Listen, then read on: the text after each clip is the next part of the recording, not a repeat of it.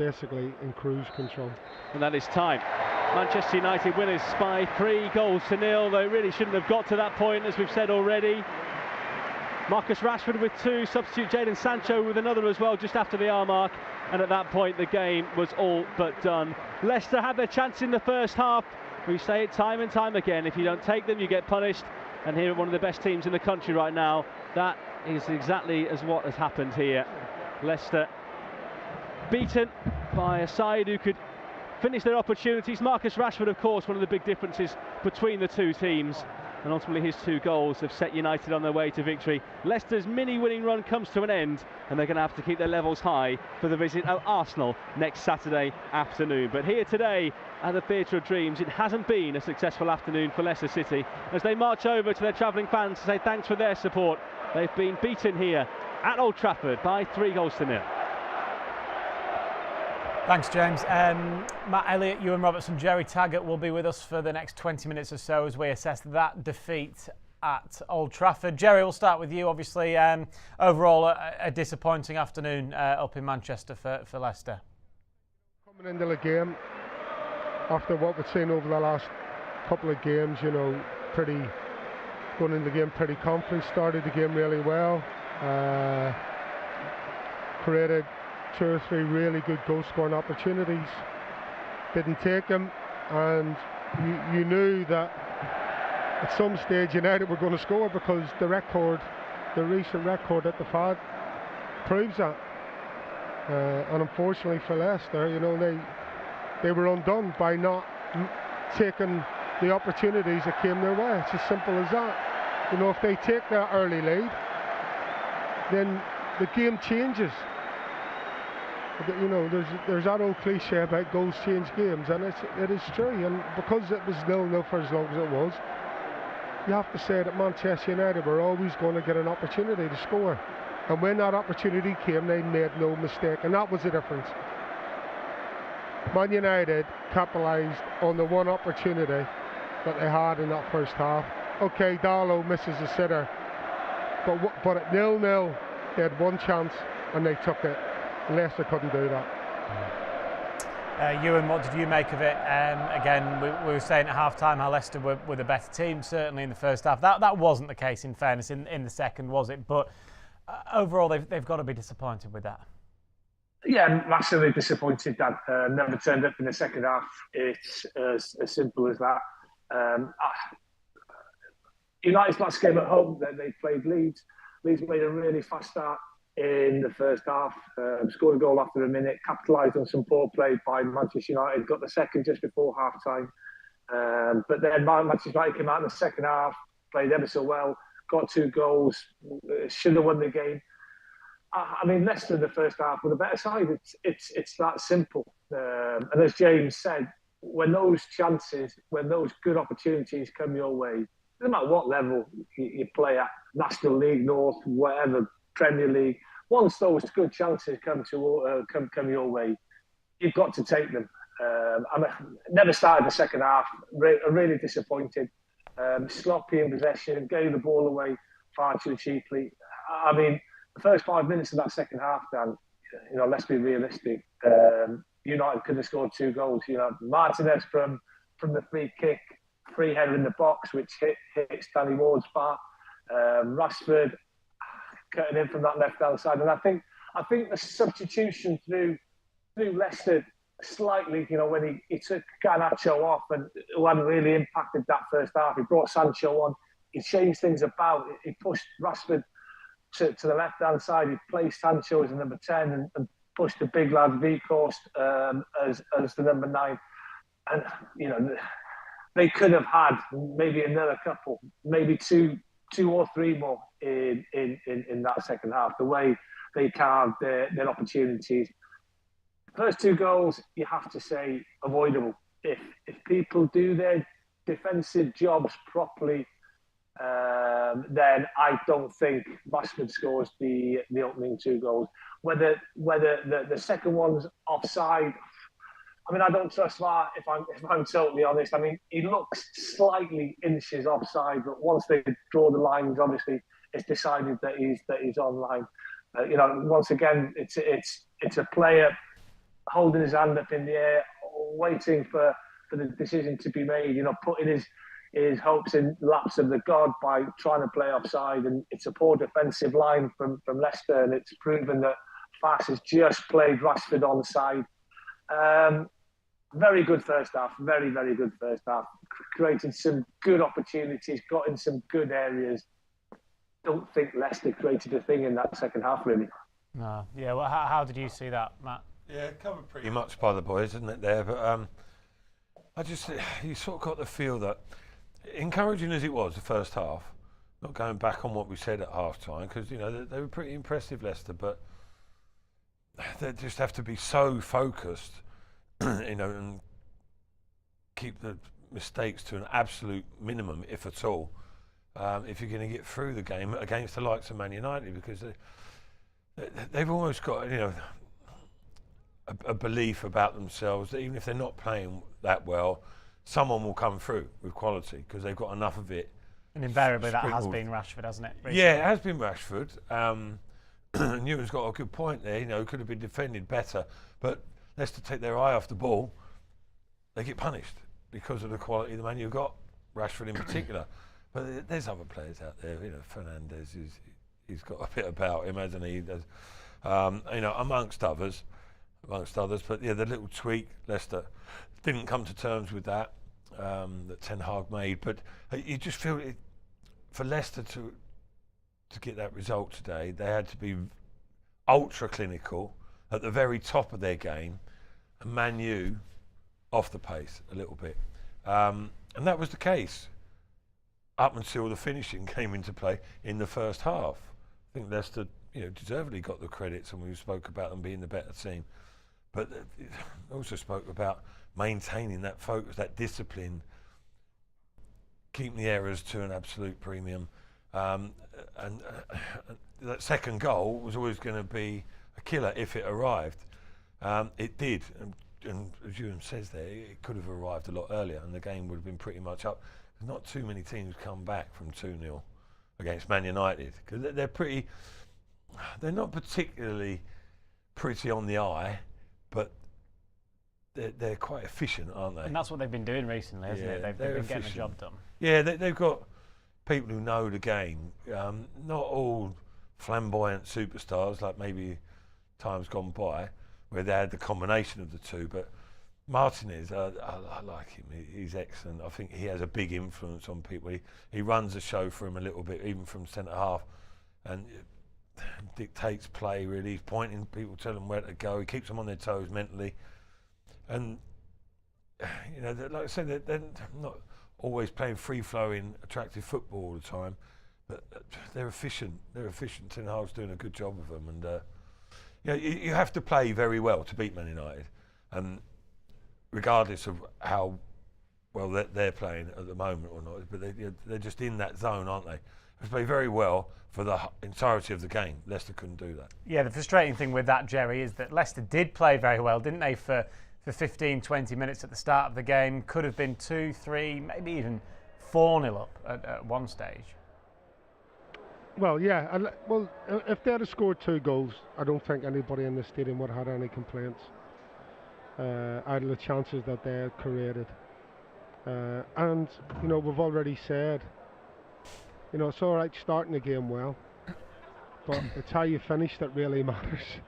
And starting the game well and not capitalising on that good start is critical. It's critical in an arena like this, with a team that have their tails up, are in really good form. We spoke about the goals record that they have in the last number of games. So you knew that Leicester would have to score at least 2 goals to get something out of this game. And they've created those opportunities to do that, but for whatever reason, didn't convert what you would have to say are good chances created by really slick, quick-moving football, which Manchester United couldn't cope with. Now, what happened in the second half? We can talk about that, but you have to give Manchester United credit, because at the beginning of that second half, they got They got a hold on the game, and they were the team that finished the game the strongest and deservedly won the game. It's as simple as that. A good 45 minutes is great, at Old Trafford is great, but when you do not maximise the opportunities that come your way, then unfortunately, uh, the stats tell you that you're going to pay the price, and that's exactly what happened. Yeah, which again, and I know we've talked about it already, but that does add to the frustration because they were that good for maybe the whole of the first half, certainly the opening 30 minutes, pretty much until Rashford had given Man United the lead, which was well against the run of play at the time. Yeah. I mean, we spoke about it at half time, Dan, and I think the three of us, we were scratching our heads how Leicester, or how the game was still 0-0. The Harvey Barnes chance where a lovely little 1-2 with Iheanacho. Has he got the composure to maybe go round De Gea or sort of commit him earlier to make De Gea go down and make things slightly easier for him to slot the ball past him? It's a good save from the goalkeeper. Absolutely, it was a good save. It was a good save from De Gea. Iheanacho's chance not long after, when I think it was Maddison who slipped him in, and if he has a good first touch, he's then able to get a shot with his left foot from about 15 yards. And a man in Iheanacho's form, you fancy him to score, but it's a poor touch which takes him wider, and the opportunity's gone. The header at the back post from the ball in from the right-hand side. Tete, flashes one across the goal line, and Harvey Barnes arrives maybe just a second too late, and it just needed the slightest of touches to put. It just things didn't just call Leicester's way in that first half, even though I thought they played ever so well. There was a crispness about the passing. Every statistic they were better than Man U. In the second half, they weren't. It was as simple as that, and that's the disappointing thing. That in that first half, you took your football to a very, very high level. Sadly, in the second half, didn't get anywhere near the level of quality that we saw in the first half. How do they move on from it, Jerry? What do they say? Do they look at that first half performance and just say, if we were more clinical, we could maybe have got something from this, so we're not going to be too downtrodden, disheartened by the result, do you think? Not only that, I think the last couple of games as well, that there's still a good amount of momentum there that they can take into the next game. It's difficult when you come here full of confidence, full of momentum, and then you walk off the pitch losing 3-0. And it somewhat flatters Manchester United. Man United definitely deserve to win this game. There's no doubt about that. Did Leicester deserve to get on the score sheet? Yeah, possibly. Yeah, definitely. So you've got to sort of, dissect the game really. Dissect it, as you said, in halves. That first half was good, but also use the momentum that got you here, that brought you into this game, on that good run, i.e. the game against Tottenham, the game against Villa before. That's not all been undone by Leicester getting beat here today. It's a difficult place at the best of times, even when Manchester United aren't in great form. But with Ten Hag now, Manchester United, they're a pretty solid outfit, and they possess that sprinkling of quality in certain areas of the pitch that makes a difference. So yeah, you can use the first half performance, but also learn from that second half performance. Was there anyone in particular, Jerry, in Leicester colours that impressed you today? I was hoping you weren't going to ask me that, Dan. If I'm being honest, James Fielding didn't ask me for a man of the match. I was over the moon. But I'll tell you, someone who just kept at it the whole game, like he invariably does, for me, was White Fass. I thought, always on the front foot defensively. Yes, he's made a couple of mistakes. I think he made a big mistake actually for the first goal. But for the full 90 minutes, he kept going and kept plugging away. And he probably edges it for me. Controversial probably, I know, but if someone else come up with a better solution, then I'm all ears. No, you did well to come up with one, Jerry. Well done. That was putting you on the spot somewhat. You're looking at me. Yeah. I'm not going to throw you under the bus like that either. But obviously, like overall, there is big disappointment there from Leicester's point of view. But as Jerry's been saying himself, if you can dissect the game and look at it in one way or the other, they think some of the football they did play in 20 minutes was fantastic. Let's try and think that's the same as what we did a couple of weeks ago against Villa, last week against Spurs, the first 20, 30 minutes today. That's what they want to take into the game with Arsenal next week. Yeah, of course they will. They dust themselves down, but it is a little bit of a blow, isn't it, to say the least. So, to play as well as they did in the first, and then I suppose the question is, Brendan will ask his players or ask himself, why weren't we up to scratch in the second half? Without a doubt, Man United upped their game, switched things around a bit. Rashford was very dangerous. He's dangerous wherever he plays. So, whether it's central or out wide, you have to try and come to terms with that. But I think Man United upped their game, but Leicester's dipped as well. And they want to address that and speak to the players and say, why do you think? Maybe ask them themselves, why do you think you stepped off it? Because, I'm sure he'd like to think it's not because they were despondent, going in 1-0 at half-time. Might be frustrated, but I thought they'd be incentivised by that first half performance to go one step further and go and make sure that they made up for not converting those opportunities. But I don't know, for whatever reason, it became a bit loose and a bit ragged, and Man United, they're pretty durable themselves, aren't they? And they're in it for the long haul in a game. Say it's not always pretty or flamboyant, efficient, with that sprinkling that Jerry mentioned. Sooner or later, a bit of quality will come to the fore. And they're almost reliant upon that. Like, they're confident in that fact at the moment as well. Leicester maybe sort of a bit less so. Maybe we've missed our opportunity there in the first half. Are we going to produce that again? It might be unlikely against the likes of Man U. Don't know what the mentality, only the players could tell us properly. But it's that sort of consistency that Leicester have got to strive for, because they have the potential and the capabilities. We've seen strong glimpses of that over a long period of time in the last few games. So, it's one to ponder for the manager, isn't it? But next week, different proposition. But again, they're going to have to be at it for the entirety of the game, because Arsenal don't give up. We saw that yesterday against Villa. They've got a cause to be fought, Arsenal.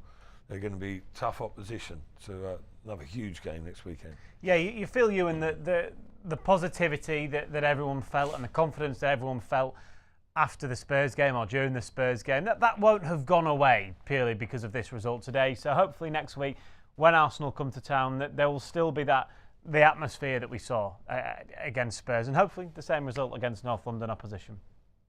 And I think the crowd have got a big part to play in the last 15 league games of the season, Dan, because Leicester still not out of trouble. Results went against the club yesterday with Southampton, Everton, Bournemouth all winning. But if you look at the next 4 fixtures, 3 of them are at home at the King Power. Arsenal next week, it's a massive game. Arsenal not in great form.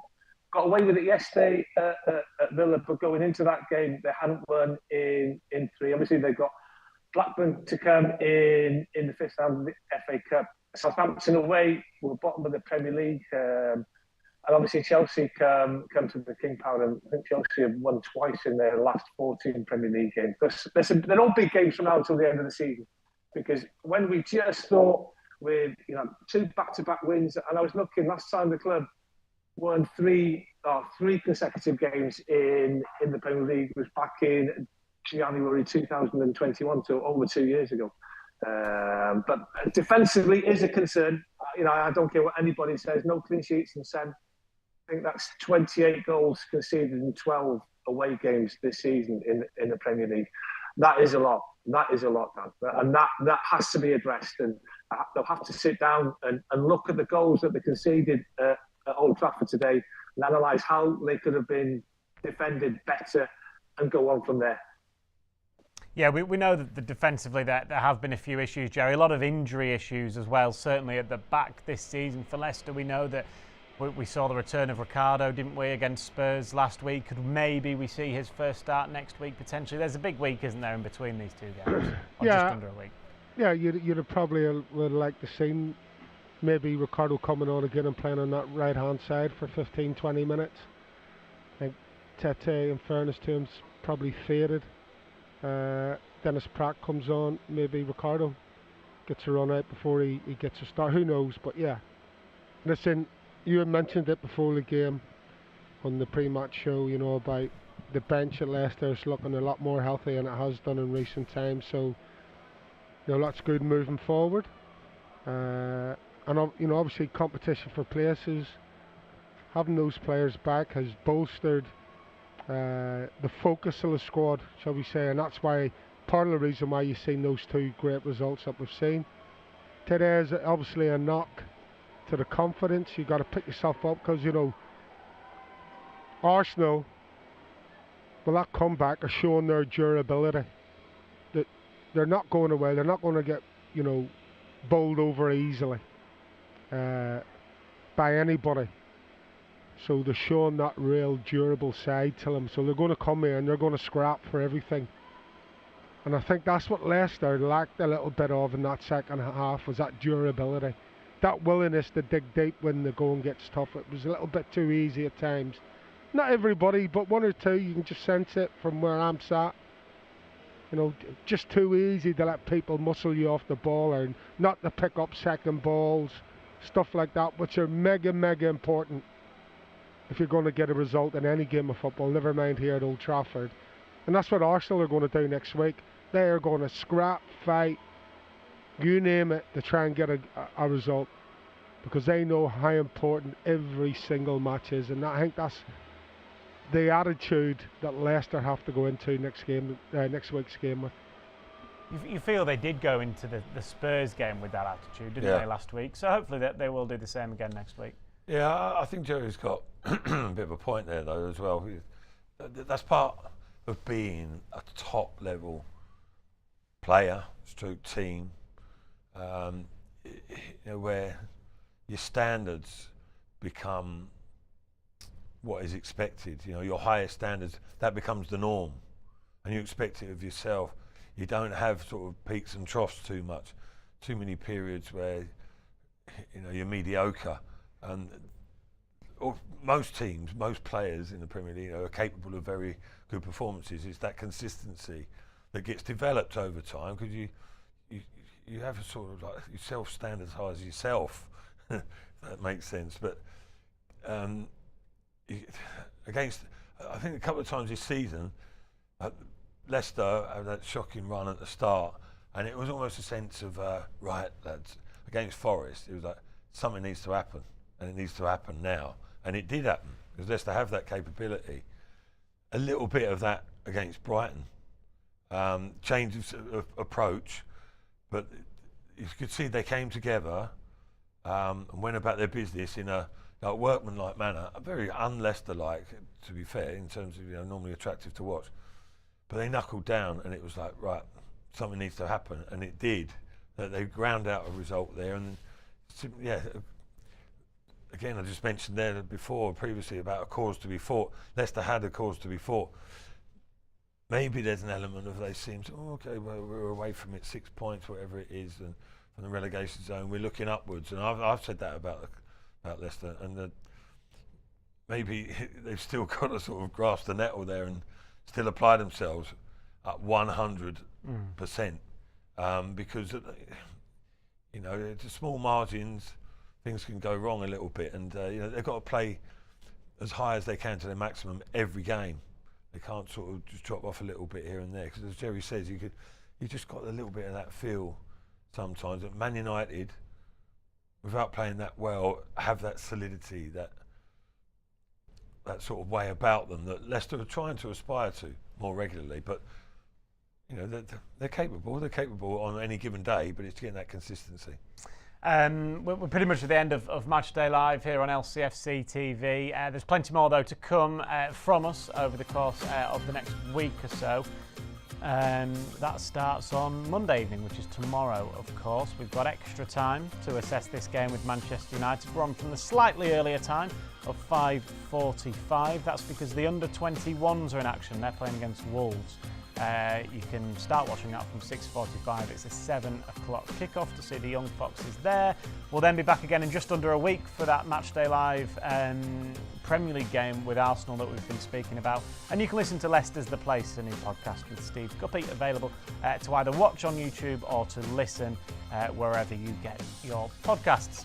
Yep, that's about all we've got time for here. Thanks to Jerry Taggart, who's travelled up to Manchester today. Cheers to Ewan Roberts for joining us via Zoom. We'll see you on Monday, Ewan. I'll see you on Monday as well, Matt. Thank you very much. But overall, it's been a disappointing afternoon up at Old Trafford. For more post-match reaction, all you need to do is head to lcfc.com. Thanks.